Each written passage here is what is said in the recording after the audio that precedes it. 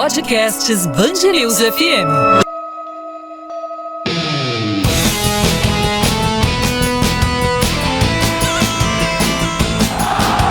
Bora pro Catar!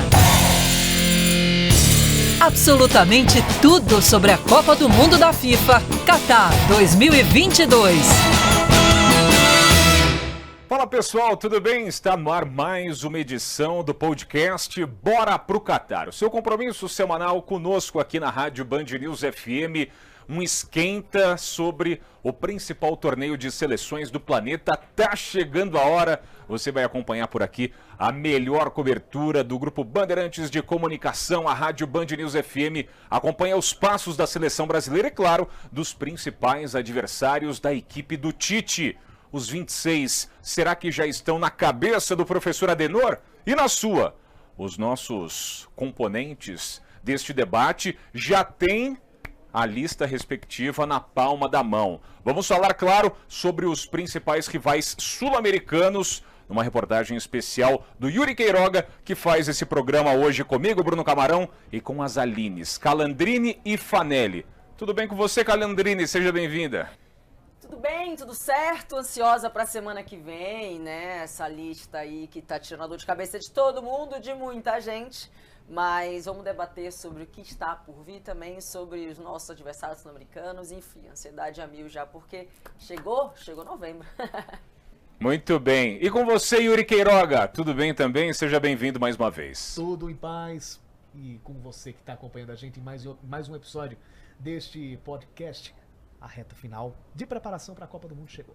Aline Fanelli, sempre com os destaques da seleção brasileira, ela está ali, no radar da Canarinho. O Hexa, vem, Aline, tudo bem? E aí, Camarão, tudo bem? Calan, Yuri, todo mundo que nos acompanha, eu espero que sim, né? Porque eu quero cobrir a seleção brasileira na final, imagina que emoção que seria tudo isso. Logo na minha primeira Copa, já consegui esse objetivo, eu vou torcer para que sim. Tá chegando a hora, já estamos em novembro, a minha mala já tá aberta, porque cada hora eu vou colocando alguma coisa de tamanha ansiedade que eu já estou.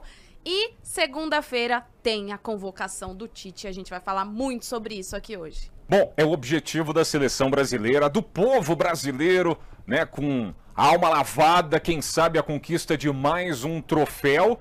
E evidentemente, em qualquer competição FIFA, o Brasil se apresenta como um dos grandes candidatos ao título. Para 2022, no Catar, essa Copa especial, disputada no fim da temporada brasileira, ainda no meio do curso europeu, como chega a seleção comandada pelo Tite, também sob a ótica dos estrangeiros? Você tem mais informações sobre isso, né, Fanelli?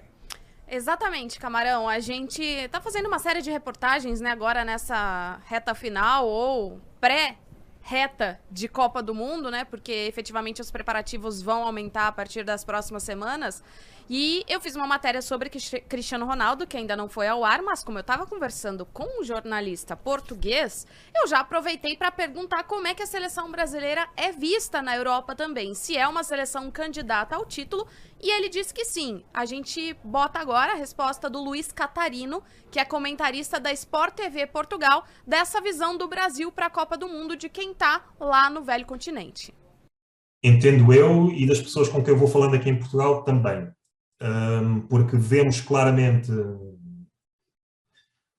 do panorama europeu há seleções que ainda não estão a convencer plenamente.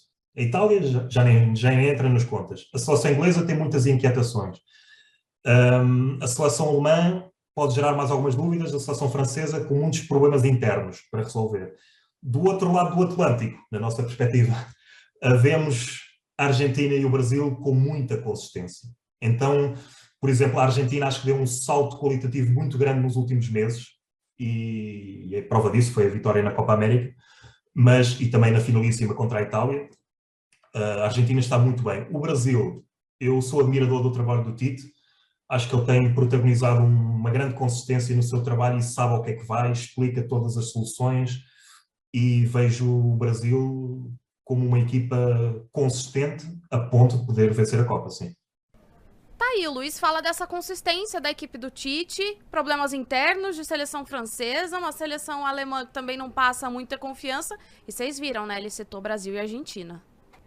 Brasil e Argentina, as principais seleções do continente sul-americano, invariavelmente se apresentam como candidatas, né? Mas em determinados momentos na história não chegam exatamente com a melhor condição logo de cara. É muito do comportamento, né, e dessa candidatura ao troféu se dá a partir do momento em que os jogos vão acontecendo. Você concorda com o jornalista português? O Brasil é bem gerido pelo Tite, está um patamar acima dos demais, Calandrini? Olha, eu não vejo, eu acho bem gerido, né? O Tite tem uma das características que é exatamente isso, é saber liderar, né? Você vê os jogadores falando sobre ele e muito falam sobre esse adjetivo do Tite, né? Dele dar ouvido aos jogadores, ele conseguir implementar o trabalho dele de uma forma muito simples, prática, parece um grupo muito unido.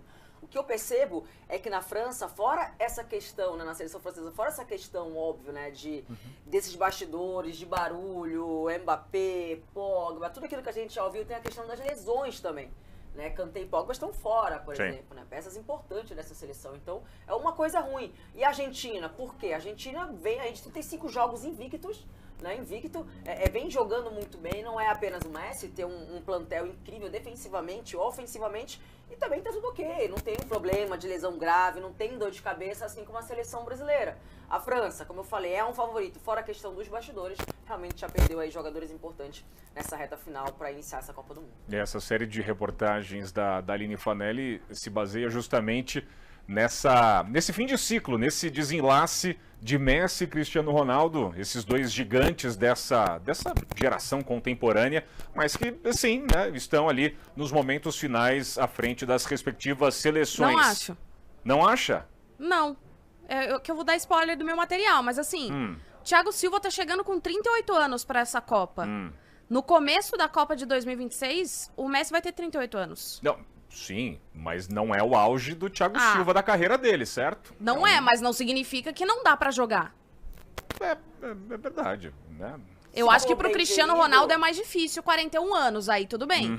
Agora o Messi, ele faz aniversário 24 de junho e a Copa vai começar...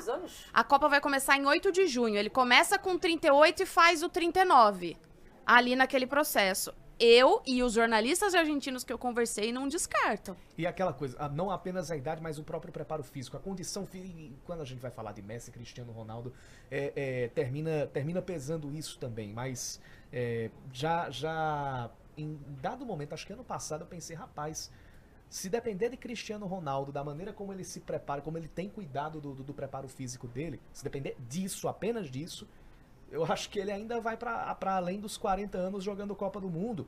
Mas aí também tem um outro fator, até o próprio anímico, a maneira, por exemplo, hoje o clima dele no Manchester United... Tá tentando começar a virar uma chave, né? Começar a virar eu acho que assim, o que acontece muito, né, o Messi é um ET, né, ele com a bola no pé é incrível, mas não tem como a gente não falar que ele não é aquele Messi de antes, não tem como, né, isso é comprovado. É impossível.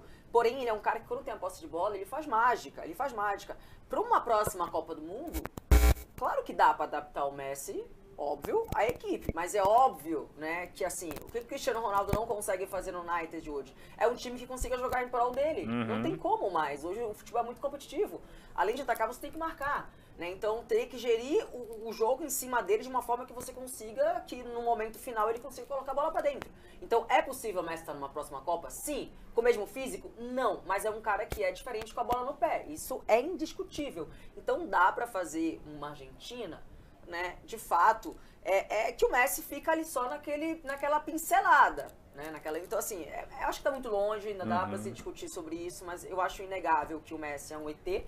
Mas ele não é o mesmo Messi de anos atrás. Hoje a gente consegue tirar ainda muita coisa dele, assim. Ele vem, eu acho que ele pode fazer história, inclusive, nessa Copa do Mundo. E para que isso aconteça, para que a gente tenha essa condição de a Argentina de 2026 poder fazer com que o Messi seja só esse jogador de pinceladas, a seleção argentina de 2026, o restante do organismo argentino tem que estar mais qualificado, tão ou mais qualificado quanto hoje, quanto 2022, porque se o nível desses jogadores não tiver ali acima para poder compensar essa menor participação talvez do Messi, o resultado não deve ser dos melhores. Eu ia fazer um comentário, mas é que eu acho que a gente tá entrando no nosso tema seguinte, né? Que são as seleções sul-americanas. Então eu não vou me estender no assunto Argentina, que a gente fala depois, né? Mas eu posso dar spoiler, eu não falo muito da Argentina. Bom, vamos ver então de quem o Yuri Queiroga falou. As adversárias sul-americanas do Brasil. Mas a gente não vai falar mais do Brasil? Além de vamos falar do Brasil, certamente, apressado, inclusive camarão. da lista. Calma aí. Tem a lista final do Tite sob a nossa ótica, a ótica de cada um. A imaginação aflorada nos últimos programas, a gente vai tentar delinear quais são os 26 do Tite. A Aline Fanelli acompanha tudo na sede da CBF, direto do Rio de Janeiro.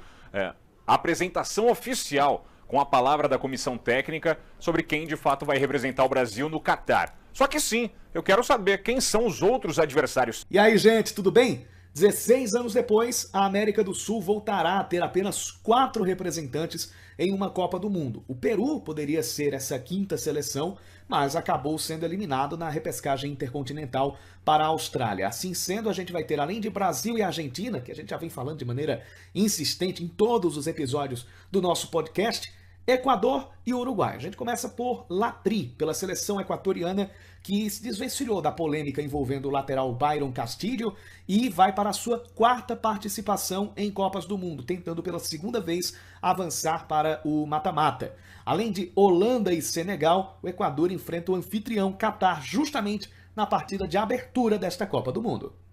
Eu creio que vai ser uma O zagueiro Javier Arreaga diz que a experiência de abrir uma Copa do Mundo será inesquecível para todos os envolvidos com a seleção equatoriana e que o time vai trabalhar passo a passo, pensando, claro, no primeiro jogo, mas sem esquecer dos adversários futuros. O Uruguai pegou um grupo equilibrado, para dizer o mínimo. Para buscar a classificação para a próxima fase, o Uruguai, que foi até as quartas de final em 2018 na Rússia, a Celeste Olímpica vai ter que reeditar o confronto contra Portugal, time por quem passou nas oitavas de final 4 anos atrás, e com Gana, adversária daquela histórica batalha na Copa da África do Sul, além da equipe da Coreia do Sul, liderada por Heung-min Son. E a pré-lista divulgada pelo técnico Diego Alonso tem 7 jogadores que atuam aqui no futebol brasileiro. Essa pré-lista do Diego Alonso, citada pelo Yuri Queiroga, com representantes que atuam no futebol brasileiro, tem a Arrascaeta, no Flamengo, como um dos destaques. O Varela também, com uma minutagem baixa no Mengão, mas também se apresentando por lá. No Palmeiras tem o Piquerez, como uma representação. Tem o Bruno Mendes, jogador ex-internacional que atua à frente do Corinthians. São algumas dessas peças que podem se incorporar na lista final. E aqui nos bastidores, né, a gente estava falando inclusive sobre esse grupo de Portugal citado pelo Yuri Queiroga. Vocês não acreditam que o Uruguai fique fora? Eu tô com o Yuri aqui no offline. Eu acho que o Uruguai vai ter grandes problemas para se classificar e eu tô fechado com os sul-coreanos. Não, e você, não Calandrini? Não acho, né? Não? Dando uma olhada aqui, né, no grupo do Uruguai. Cadê Uruguai? Portugal, Gana, Uruguai, Coreia do Sul. Portugal no grupo é favorito, né? Não tem como a gente não falar que não é favorito.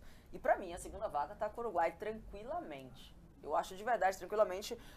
Não vejo Coreia do Sul e Gana brigando de frente, de fato. É Copa do Mundo, gente, ok, né? A gente tá falando aqui do que a gente vê no desenho, né? Dos nomes, etc e tal. Mas eu acho que o Grupo H é um dos grupos mais tranquilos, de fato, né? Pra você navegar, honestamente. É Portugal e Uruguai. Cobrem esse horário, esse dia. Se não der certo, pode mandar mensagem.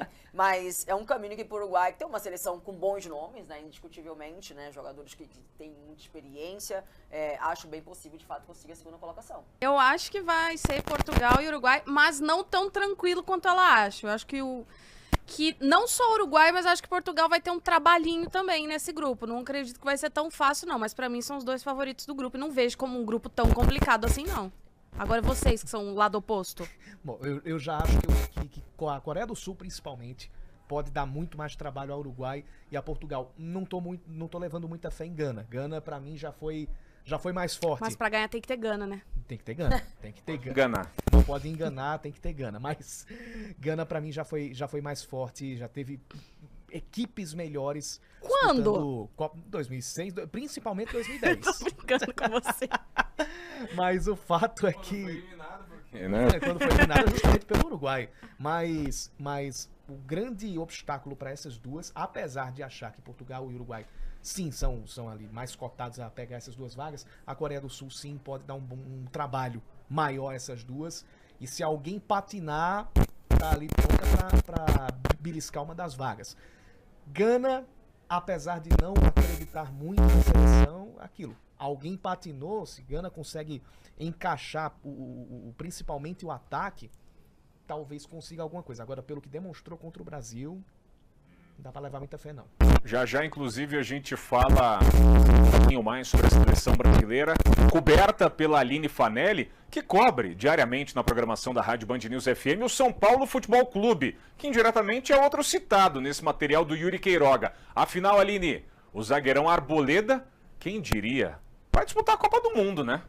Eu acho que não é tão surpresa assim. Eu acredito que as pessoas se precipitaram quando o Arboleda sofreu a lesão no tornozelo esquerdo em 23 de junho, se eu não me engano, contra o Palmeiras no Clássico, ao dizer que ele estava fora da Copa do Mundo. Se fosse um rompimento de ligamento do joelho, talvez ele estivesse fora da Copa do Mundo, mas o tornozelo, todos os profissionais que eu conversei logo em seguida falaram que a chance existia. E é o que o Arboleda fez, se dedicou ao máximo nessa recuperação. Ele tá nessa pré-lista do Equador, porque assim, um fisioterapeuta da seleção equatoriana já estava acompanhando o trabalho dele de recuperação no São Paulo. E aí nós temos episódio na terça-feira, dia 1º de novembro. Na terça da semana passada, ele recebeu a liberação para treinar normalmente, sem restrições, com o grupo do São Paulo. E esse fisioterapeuta da seleção equatoriana acompanhando. E aí, o São Paulo vive uma reta final de temporada, com jogos decisivos, valendo vaga na Libertadores. Seria difícil, não impossível, mas assim, difícil que o Arboleda tivesse minutos em campo, ou que o Rogério pudesse garantir pra ele, olha, você vai jogar tantos minutos e tal. Como não tinha essa certeza, e aí o Gustavo Alfaro, técnico da seleção equatoriana, ligou pro Rogério e falou, ó, tudo bem se a gente pegar o Arboleda e trazer ele pra cá, pra ele fazer essa recuperação física, de repente um jogo treino aqui com a gente? E o Rogério realmente falou, não, pela gente tá tudo certo, justamente por não ter essa garantia de que ele teria minutos pra ele recuperar o ritmo de jogo, então é por isso. O fato é que o Arboleda tem tudo pra estar na Copa do Mundo e agora vai finalizar essa reta aí lá com o Equador. Aline Calandrini, para um atleta de excelência, depois de uma lesão complicada, como é que se dá essa volta aos campos aos poucos? Como é que se ganha confiança em treinamento, até de fato ter a primeira oportunidade num jogo oficial e perceber que, poxa, de fato, tô de volta? Eu acho pouco tempo, honestamente, né? É pouco tempo, obviamente, porque a Copa tá batendo, né, na porta. Ele vai ter poucos dias, de fato, para ganhar ritmo de jogo. Então, eu acho que, sinceramente, ele pode, se ele for titular, for a Copa e for titular, ele vai sentir um pouquinho a questão do ritmo de jogo. Tornozelo é muito chato também de você lidar, né? É uma parte do corpo que tem muita aderência, muito duro, tem que flexibilizar bastante, né? Enfim, mas eu acho ele um grande zagueiro, acho uma peça importante, inclusive, para a equipe, mas com certeza ele vai pegar o ritmo com a Copa acontecendo. Isso é indiscutível. Muito bem. Bom, tá chegando a hora, seleção brasileira com a reta final de preparação, assim como todas as demais concorrentes em busca do troféu no Catar. Aline Fanelli, Yuri Queiroga, Aline Calandrini. Nos últimos programas, não necessariamente com esta formação, também com a minha presença, a gente foi tentando prospectar quem vão ser os 3 goleiros, uma unanimidade, Alisson, Ederson e o Everton, né? A não ser que aconteça alguma grande problemática médica, né? Para um desses acabar ficando fora. A gente, no último programa, falou um pouquinho sobre o meio para frente, os atacantes, até como gancho de uma entrevista do atacante Rodrigo, que ele concedeu aqui à TV Band, né? Durante a programação. Dessa vez eu quero ampliar justamente esse leque e tentar passar limpo. Quem serão os 26 do Tite que estarão na lista do próximo dia 7 de novembro? Você tem alguma sensação de que teremos, de fato, um nome muito surpreendente nessa lista dos 26 ou nada fora do padrão Tite de qualidade, hein? Não tenho essa impressão, Camarão. Eu acho que essa lista dos 55, ela não foi confirmada, né? Uma lista aí que as pessoas acabaram apurando, mas que não há confirmação da CBF. Eu acho que nessa lista tem muito, para quem não vai, para entender, pô, eu tava no radar e dependendo do momento eu não fui por causa de um detalhe, alguma coisa nesse sentido, mas o fato é que eu vinha sendo observado, é um motivo de muito orgulho também, no caso do Pedro Raul do Goiás, que eu citei, por exemplo, que é um jogador que o Tite já citou em alguns momentos e que estava na lista de observação dele. Não acredito que o Tite vá convocar algum jogador que não tenha trabalhado com ele ainda no ciclo, porque mais do que ir para jogo, às vezes quando o pessoal fala, mas convocou e não jogou. É o dia a dia. É como esse jogador se comporta no treino, na concentração, com os companheiros. Então envolve muito mais do que um entrar em campo ou não entrar em campo. Por isso eu não acredito que vá aparecer alguém que não tenha trabalhado com o Tite nesse ciclo. Um ciclo do Tite, né, que teve um leque muito aberto de convocações. Foram muitos e muitos nomes. 88. Isso, quase e uma 50 estreantes. Exatamente. Então, assim, muita gente foi convocada nesse ciclo, muitos jogadores perderam espaço. Veja, no ano passado, fim do ano passado, virando a temporada, se falava com muita força em Rafael Veiga do Palmeiras, Hulk do Atlético Mineiro. É um absurdo esses caras não serem chamados. Não faz tanto tempo, não. Gente, foi ontem, né? Foi ontem. Semestre aqui, falava-se muito e hoje em dia, acho que se aparecer o nome do Rafael Veiga e do Hulk na lista do Tite, acho que o Tite vai ser apedrejado em praça pública, né? Como as coisas são, né?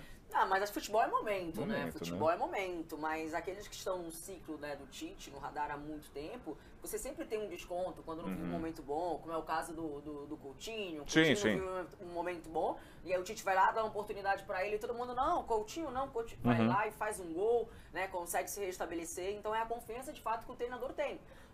Veiga é um jogador que de fato mereceu, né, convocação e tudo, não sei se para ir para a Copa do Mundo, aí eu já discordo, né, Hulk também não acho que assim, foi um grande jogador, né. Já jogou Copa. Sim, mas as opções que o Tite tem realmente são melhores. Acho que o problema não são esses nomes, é o que ele tem aqui para levar.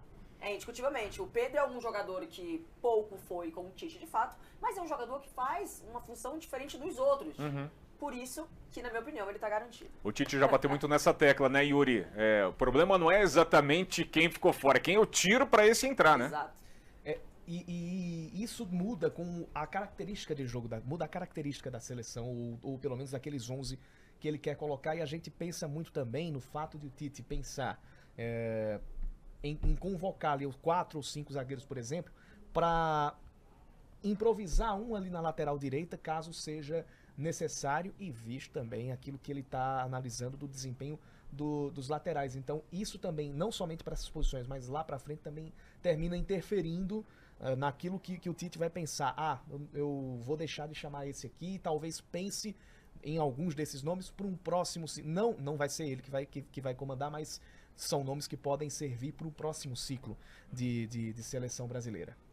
Há alguma ideia na comissão técnica em adaptar na plataforma de jogo uma última linha de marcação com 3 zagueiros e não com 4? Ou o Tite e os pares dele, Kleber Xavier e companhia, não admitem essa possibilidade? O Brasil vai jogar com 2 laterais, 2 zagueiros, protegendo o goleiro titular. Nenhuma chance. Zero Tite chance. já falou mais de uma oportunidade, ele foi questionado várias vezes se ele trabalha com linha de 3, até por causa dessa dúvida quanto à lateral. E por que ele não trabalha com essa linha de 3? Porque o Brasil não joga com os laterais como alas. O Brasil não precisa dessa participação ofensiva dos laterais com profundidade, indo até a linha de fundo. Então ele não precisa que o time seja aberto a esse ponto. Por isso que vai ser linha de 4, sem a menor dúvida. Agora, se vai ser um lateral só, direito, ou 2, aí...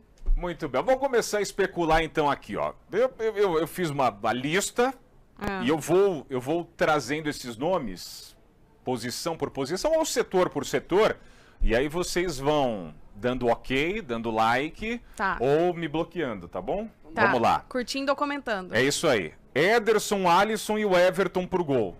Unanimidade, né? Sim. Sigamos em frente. Laterais direito. O Tite vai levar quem? Danilo, Sim. certo? Também acho. Titular. Todos de acordo? Uhum. E o segundo lateral direito? Daniel Alves. Para mim, ele vai levar o Daniel Alves. Não é informação, é um mero sentimento. Eu acho que o Tite vai levar o Daniel Alves por uma série de questões vinculadas muito mais à parte imediatista, à parte de jogo. Afinal, ele não tem jogado bem, se recuperou, inclusive, de lesão recentemente. A informação, né, Camarão, é que, de fato, a comissão do Tite foi até o Barcelona B assistindo, diz que ele tá em dia, tá ok, tá bem fisicamente, então ele tá na briga pesada. Eu acho isso, sei lá, meio injusto com os outros. Me dá a sensação que é dar preferência pra alguém que tá numa curva que os outros não estão. Eu concordo. Porque assim, Daniel Alves não tem calendário de futebol, ele não começou bem a temporada no Pumas do México, e isso foi dito pelo Fábio Maceridião, preparador físico da seleção brasileira, em entrevista coletiva, que ele não tinha feito pré-temporada, que ele não estava bem fisicamente, por isso que ele não foi convocado em setembro. O time foi mal, ele foi mal, estava sendo criticado, e aí acaba o calendário, ele fica sem calendário e, desesperado para jogar a Copa do Mundo, que será a última da carreira dele se ele for convocado, ele volta pro Barcelona para fazer uma preparação física e joga com o Barcelona B e dá entrevista se vendendo e não sei o quê, porque eu posso, porque não sei o quê. Não me dá uma sensação de grupo, me dá uma sensação Concordo de eu. 100%. Lembrando que em 2010, né, Yuri, o Daniel Alves ele perdeu a titularidade para o Maicon, né, que foi a escolha do Dunga. Em 2014, naquele bolo da eliminação dura, né, ele também esteve integrado ao grupo. Em 2018 foi cortado por lesão. E em 2022 se afastou justamente das últimas convocações, além da má performance, também por problemas físicos.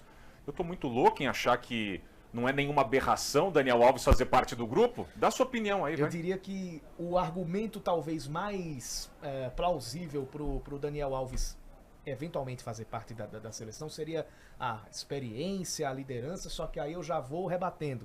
Se for por liderança, se for por gente que sirva de referência lá dentro do grupo, acho que a gente já tem nomes. E a gente já falou isso em outro episódio do podcast. Já tem o Thiago Silva, já tem Marquinhos. o Casimiro, o próprio Marquinhos. Já tem nomes que podem fazer essa função e nomes que são titulares. Não necessariamente um cara que precise ficar ali no Mas no ele é banco bom de no reservas. pagode. Vai, ele é bom de grupo. vamos direto ao que interessa, Camarão. Vai, Calan. Aí que tá, a lista do Tite, do Tite, eu acho que ele vai levar, mas eu não vou nessa. Você acha que o Tite Eu vai discordo. levar, mas você não levaria? Não levaria e digo mais, eu vou com 5 zagueiros. Muito bem, então você só levaria o Danilo para a lateral direita. Não, mas eu quero ouvir o que a Calan tava concordando comigo do que eu falei. E eu acho que assim, mais do que essa coisa do individualismo que o Daniel Alves está mostrando para ser convocado a todo e qualquer custo, foge do discurso do Tite, pra mim. Pra mim foge. Eu concordo 100% com você. Concordo 100% com você. Eu não acho certo. Os jogadores mudaram de clubes na Premier League. Com tudo. incertezas. Pois é, em Mas não é busca só de para espaço. ser um reserva de luxo. Mas pra que um jogador de tantos anos que não vem rendendo há algum tempo vai ser reserva Porque de luxo? eventualmente ele Não, pode ser gente, acionado eu em acho- algum eu acho momento injustiça especial. também, É? eu acho Então injustiça Tem tá. outra também. coisa, tem outro ponto. Tite, pelo menos sacanagem. em outros momentos, já disse ter aprendido lições de 2018. Pois é. E a gente sabe que lições são essas. Bom, Alexandro e Alex Telles, esses vão ser os laterais esquerdos do Tite para a Copa do Mundo? Sim. Sim. Então tá bom, não vou nem alimentar qualquer tipo de rivalidade entre os componentes deste Bora pro Catar. Na zaga, a Calandrini acha que vão 5. Eu vou selecionar 4 aqui, vocês acrescentem ou retirem Certo. jogadores. Tá. Thiago Silva, Marquinhos, Militão e Gabriel Magalhães. Esses 4 vão? Sim. Sim. E pra você, Yuri? Você tá muito quietinho. Vão esses e vai um quinto também. Quem? pra mim.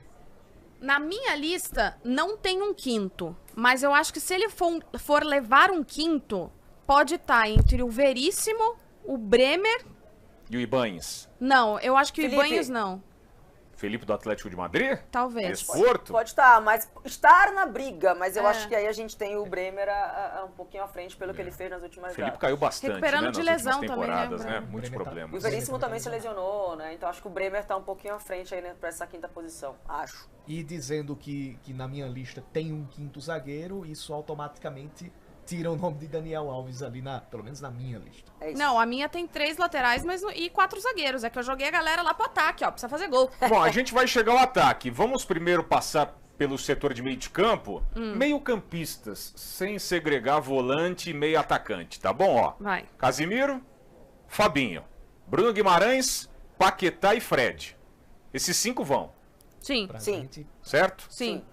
Muita gente questiona o Fred, muito palmeirense aprova muito o Danilo, que é um cara que, como disse a Aline, talvez tenha passado uma mensagem positiva ao ser convocado, mesmo sem minutos em campo. Mas enfim, eu acho que o Fred vai. Danilo do Palmeiras? É, Danilo Ah, do mas ele Palmeiras caiu volante. demais. Não acredito que o Danilo do Palmeiras tá nessa briga. e acho que Danilo é um daqueles nomes que vão ficar pro próximo ciclo. Exato, exato. Visando 26. Esses 5 vão também pra você, então. Bom, Vão. Eu Mas vou eu boto mais 2. Não, vou agregar aqui, ó. Agrega. Mais pra meio-campistas, Everton Ribeiro. Sim. Pra mim vai. Pra Pra mim você, também. Yuri? Pra mim, Não. Ah, não.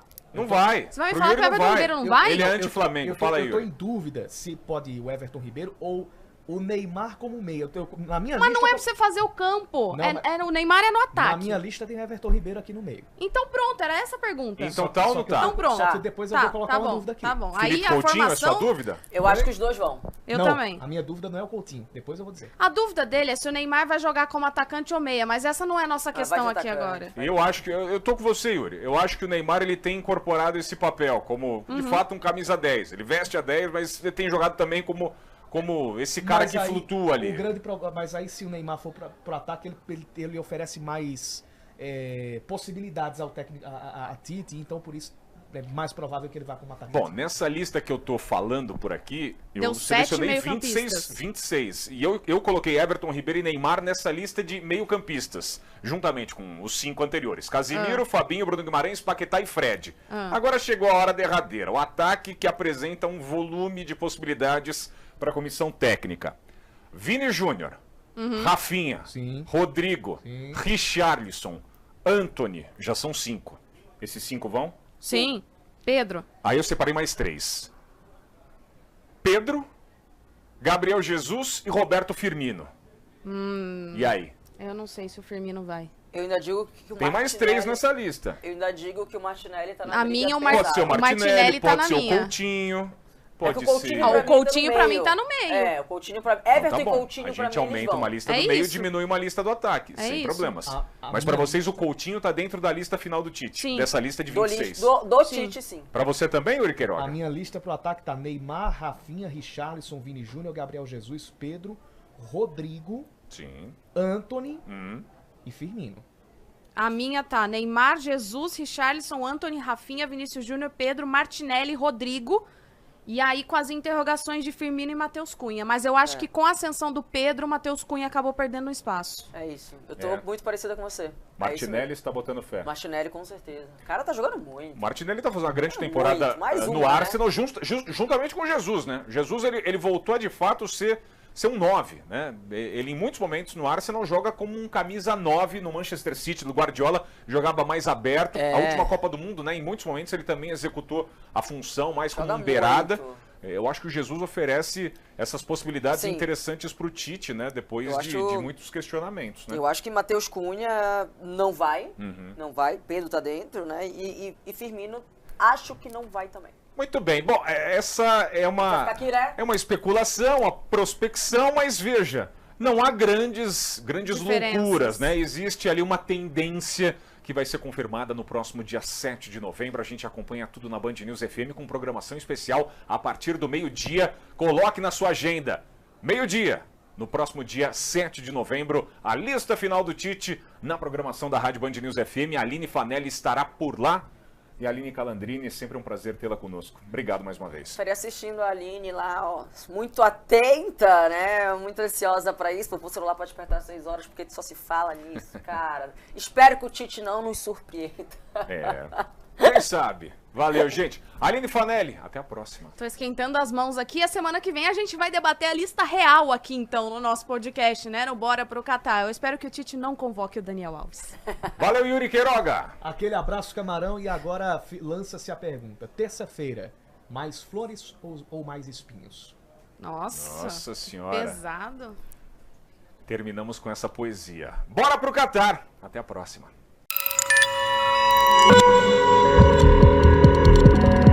Podcasts Band News FM.